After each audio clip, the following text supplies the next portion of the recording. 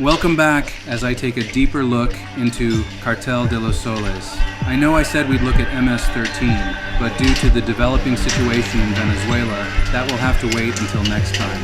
CDS enjoys access to state arsenals, logistical infrastructures, and diplomatic shielding, yet this same enmeshment constrains its freedom of action. In contrast to hyper-visible groups like the Tren de Aragua, CDS derives strength from opacity.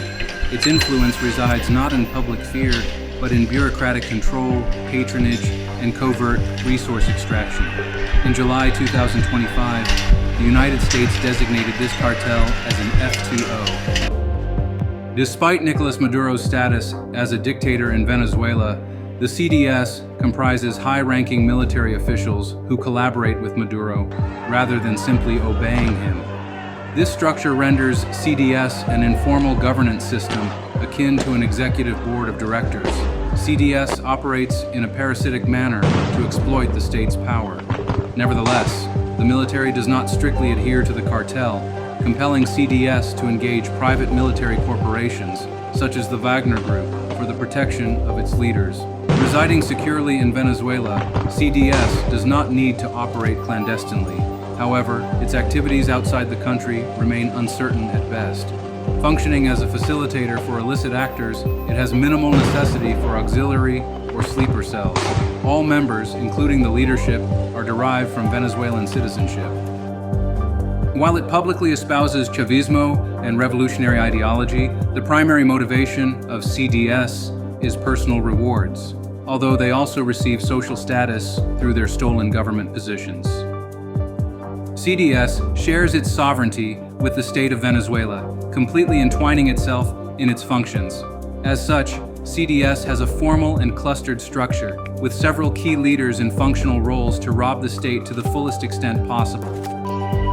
CDS prefers to use non-lethal and non-violent action to carry out its illicit goals. Additionally, it sells Venezuelan national resources for personal gain, in order to preserve its claimed stated sovereignty while actually conducting lucrative and illicit activities. CDS utilizes suppression against domestic resistance. In doing so, it claims the right to use lethal force against opposition. However, to avoid international scrutiny, including multiple human rights violations reported by the United Nations, it attempts to hide violence from public view. At the apex of the actor index, the Cartel de los Soles, CDS, embodies the paradox of state criminal integration.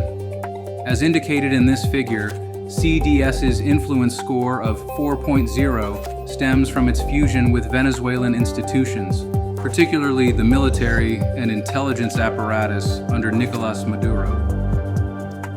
Going forward, stay tuned for my next video on Latin American cartels as we detail one of the most prevalent and pathological gangs, Mara Salvatrucha or MS-13. Also, if you're interested in reading the academic article published by myself and my teammate Manuel Carranza, check the link in the show notes. If you like this video, please like and/or leave a comment below. Cheers.